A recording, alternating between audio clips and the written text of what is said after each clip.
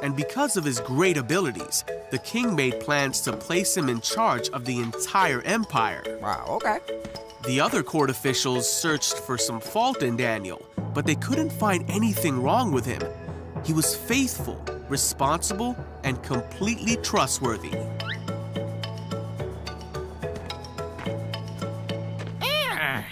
Wait. The court officials realized the only way to get at Daniel would be to challenge his faith. Come on. So they went to King Darius Excuse me, Your Majesty. and advised him to make a law that for the next 30 days, any person who prays to anyone except King Darius will be thrown into the lion's den. I like it. King Darius signed this law, and once a Babylonian king signed a law, it could not be overruled. When Daniel learned of this law, he went home and knelt down, as he always did, to pray in his room with the windows open towards Jerusalem. He prayed 3 times a day, just as he always had done, giving thanks to God and asking for his help. The officials went to Daniel's house and found him praying. Gotcha. They went to the king and reminded him of the law. I remember. Well... Then they said that Daniel had been found praying to God 3 times a day. What? When the king heard this, he was very upset, Get over here. and he spent the whole day trying to think of a way to save Daniel.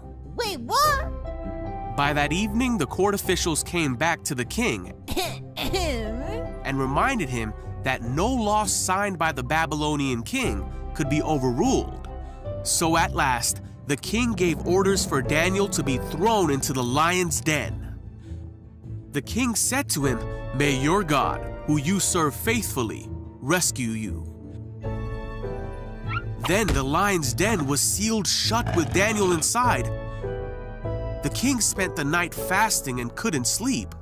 Then very early in the morning, the king hurried to the lion's den. He called out, Hey, Daniel.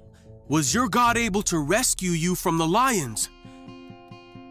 And Daniel answered, "Long live the king! My God sent his angel to shut the lions' mouths so that they would not hurt me, for I have been found innocent in his sight." The king was overjoyed and ordered that Daniel be taken out of the lion's den. Then the king ordered the men who had schemed against Daniel to be thrown into the lion's den as punishment. Daniel was safe. There was not a scratch on him, for he trusted in God.